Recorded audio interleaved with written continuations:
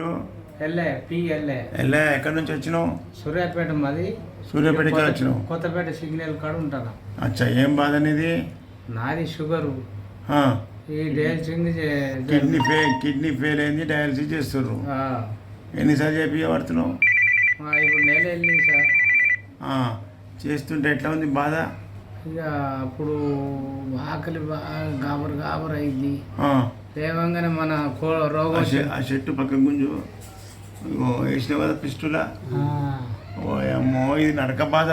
ఆ చెయ్యికేది రోగం వచ్చిన కోడి పిల్లలకే వాళ్ళ బలం లేకుండా ఇట్లా పోతా. కోడి పిల్లలాగా ఇక మా పెద్దోడు చిన్నోడు తల్లి ఇట్లా పట్టుకొని పోతాడు. అయ్యో నేను అట్లా ఎన్నాళ్ళు పోవాలని నా మధ్యలో అనుకుంటా. కరెక్టే. మరి ఏం చేయాలి? ఇప్పుడు అందులో బతికినన్ని రోజులు చేస్తామంటారు. బతికినన్ని రోజులు నువ్వు కోడి పిల్లలాగానే ఉంటావు. అట్లా కావద్దు. మంచిగా కావాలంటే ఇప్పుడు మన మందులలో హోమియోపతిలో నువ్వు మంచిగా డయాలసిస్ చేయకుండా చేస్తా. ఇప్పుడు మన మందులకు మంచిగా చూసి వచ్చినావు కదా నువ్వు. మీ సూర్యాపేటలో మంచిగా చేసిన మీ సూర్యాపేటలో మంచిగా చేసిన కదా. నువ్వు కూడా మంచిగా అవుతావు.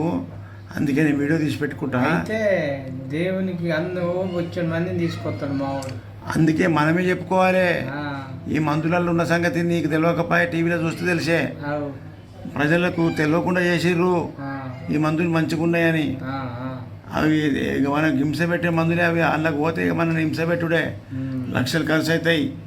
నువ్వు మంచిగా తిని అనుభవించి రిజల్ట్ ప్రజలకు చెప్పు. ప్రజలకు మంచిగా చేయాలి. ఓకే.